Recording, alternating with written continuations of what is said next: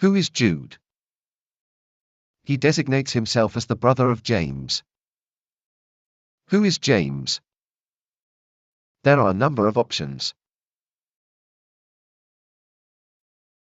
One would suspect that James would have to be a famous James, one well known to the people. The first option is James the Apostle. He was one of the lead apostles and well known in the very early church. However, James the Apostle was killed fairly soon after Jesus, and if this letter is later than Acts, then we would have to think about another James. The second option for a James is the brother of Jesus.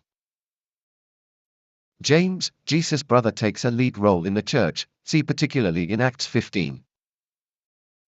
This would make this Jude, not just the brother of James, but also the brother of Jesus. Why wouldn't he use that as a reference to who he is? Being an earthly brother of Jesus doesn't count for much. What counts is following Jesus. Compare how Jesus' brothers are shown up in the Gospels. In John chapter 7 verses 1 to 5 we read, "After this Jesus went about in Galilee. He would not go about in Judea, because the Jews sought to kill him. Now the Jewish feast of tabernacles was at hand. So his brothers said to him, 'Leave here and go to Judea, that your disciples may see the works you are doing. For no man works in secret if he seeks to be known openly. If you do these things, show yourself to the world.' For even his brothers did not believe in him." In his passages, Jesus' brothers are not portrayed positively. Likewise in Mark chapter 3 verses 31 to 35 we read, "Jesus' mother and his brothers came. While standing outside they sent to him and called him. A crowd was sitting about him, and they said to him, 'Your mother and your brothers are outside, asking for you.' He replied, 'Who are my mother and my brothers?' Looking around on those who sat about him, he said, 'Here are my mother and my brothers. Whoever does the will of God is my brother, and sister, and mother.'" In this passage, we see that Jesus doesn't value being a biological relative as more important than following God's ways. Therefore, it is more likely that this Jude is the brother of James and Jesus. To whom is Jude writing? There isn't much information about any specific people Jude is addressing. It appears to be a general letter to believers, who are described as loved and kept by God for Jesus. However, other than that we know very little about the intent audience, except that they are expected to know about the Old Testament and some of the later Jewish writings, particularly 1 Enoch. The idea of Michael and Satan fighting over the body of Moses is mentioned in the letter and comes from 1 Enoch. In the address we see the first of many threes in this short letter. The people are called, loved and kept. It is that they are called, loved by God, and kept by or even for Jesus. The letter starts with a greeting. Normally in New Testament letters there is a greeting to the people, following the standard of the time.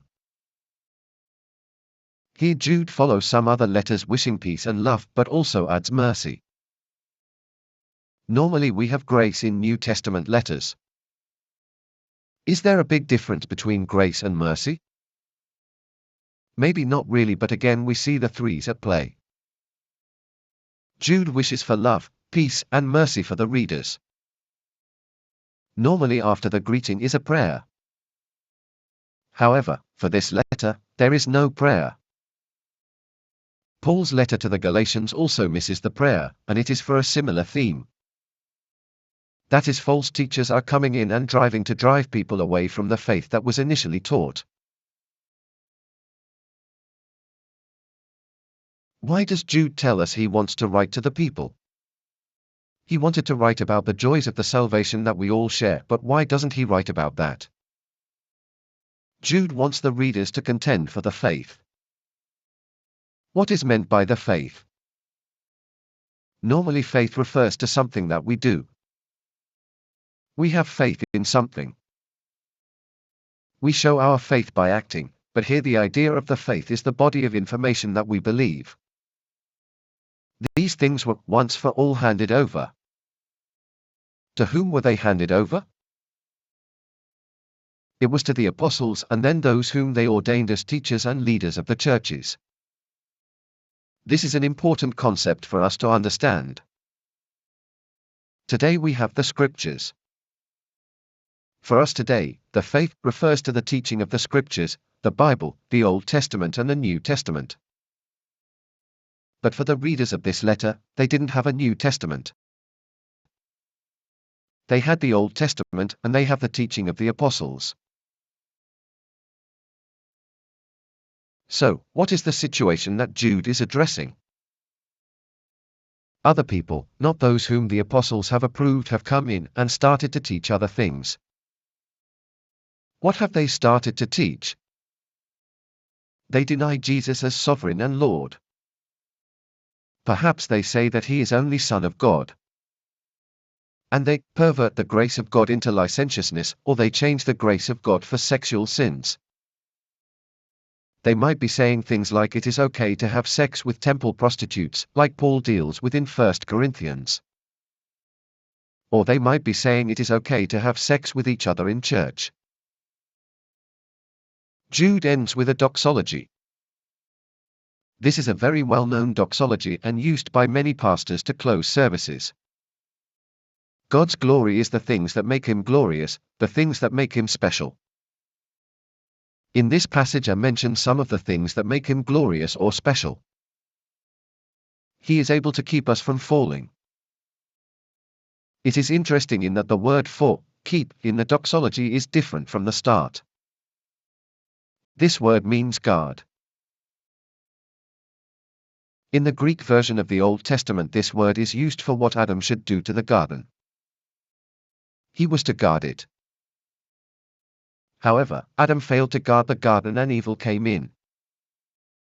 The contrast here is that God is able to guard us.